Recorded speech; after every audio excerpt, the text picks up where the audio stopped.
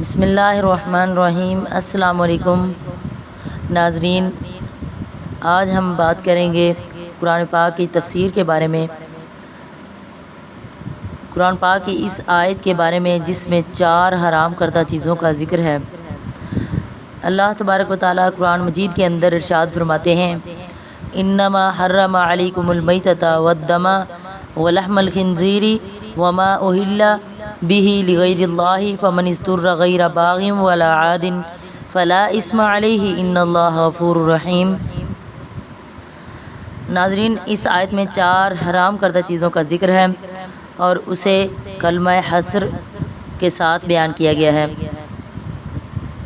اس آیت کریمہ میں اس حصر اس لحاظ سے ہے کہ یہ 4 چیزیں تمام آسمانی اور دینوں میں ہمیشہ سے حرام رہی ہیں۔ دوسری حدیث میں 2 اصول جانوروں کی حلت اور حرمت کے لیے بیان کر دیے گئے ہیں، وہ آیت کی صحیح تفسیر کے طور پر سامنے رہنے چاہیے۔ درندوں میں ذوناب، وہ درندہ جو کچلیوں سے شکار کرے، اور پرندوں میں ذو مخلب جو پنجے سے شکار کرے، حرام ہے۔ تیسرے، جن جانوروں کی حرمت حدیث سے ثابت ہے، مثلا گدھا، کتا وغیرہ، وہ بھی حرام ہے، جس سے اس بات کی طرف اشارہ نکلتا ہے کہ حدیث میں قرآن کریم کی طرح دین کا ماخذ اور دین میں حجت ہے، اور دین دونوں کے ماننے سے مکمل ہوتا ہے، نہ کہ حدیث کو نظر انداز کر کے صرف قرآن سے۔ مردہ سے مراد ہر وہ حلال جانور ہے جو بغیر ذبح کیے طبعی طور پر یا کسی حادثے سے، جس کی تفصیل المائدہ صورت میں ہے، یعنی مر گیا ہو یا شرعی طریقے کے خلاف اسے ذبح کیا گیا ہو، مثلا گلا گھونٹ دیا جائے یا پتھر اور لکڑی وغیرہ سے مارا جائے، یا جس طرح آج کل مشینی ذبح کا طریقہ ہے جس میں جھٹکے سے مارا جاتا ہے۔ البتہ حدیث میں 2 مردار جانور حلال قرار دیے گئے ہیں، ایک مچھلی، دوسری ٹڈی، وہ اس حکم میتہ سے مستثنیٰ ہے۔ خون سے مراد دم مسفوح ہے، یعنی ذبح کے وقت جو خون نکلتا اور بہتا ہے، گوشت کے ساتھ جو خون لگا رہتا ہے وہ حلال ہے۔ یہاں بھی 2 خون حدیث کی روح سے حلال ہیں، کلیجی اور تلی۔ خنزیر یعنی سور کا گوشت، یہ بدترین جانور ہے، اللہ نے اسے حرام قرار دیا ہے۔ وما اہل،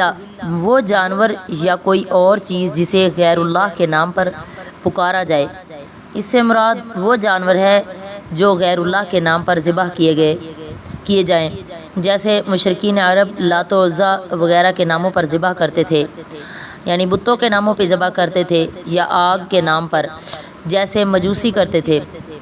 اور اسی میں وہ جانور بھی آ جاتے ہیں جو جاہل مسلمان فوت شدہ بزرگوں کی عقیدت اور محبت، ان کی خوشنودی اور تقرب حاصل کرنے کے لیے یا ان سے ڈرتے اور امید رکھتے ہوئے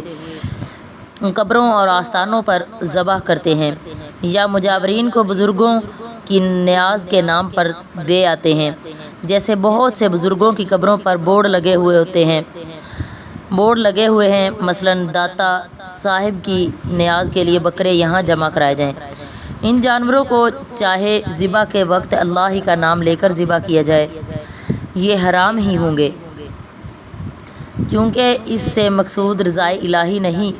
رضائے اہل قبور اور تعظیم لغیر اللہ، یا خوف یعنی غیر اللہ سے معکوف الاسباب طریقے سے ڈر یا امید ہے،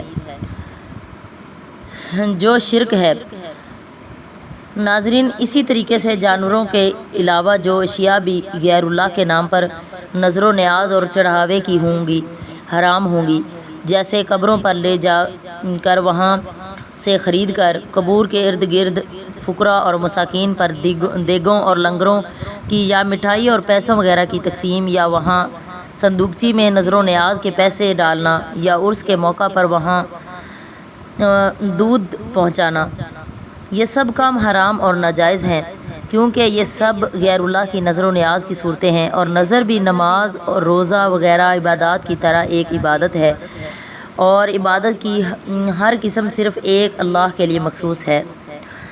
اسی لیے حدیث میں ہے ملعون من ذبح لغیر اللہ، یعنی جس نے غیر اللہ کے نام پر جانور ذبح کیا وہ ملعون ہے، لعنتی قرار دیا گیا ہے اس شخص کو جو اللہ تعالیٰ کے علاوہ کسی اور کے نام کا چڑھاوا چڑھائے۔ علماء کا اس بات پر اجماع ہے کہ اگر کسی مسلمان نے کوئی جانور غیر اللہ کا تقرب حاصل کرنے کی نیت سے ذبح کیا تو وہ مرتد ہو جائے گا، اور اس کا ذبیحہ ایک مرتد کا ذبیحہ ہوگا۔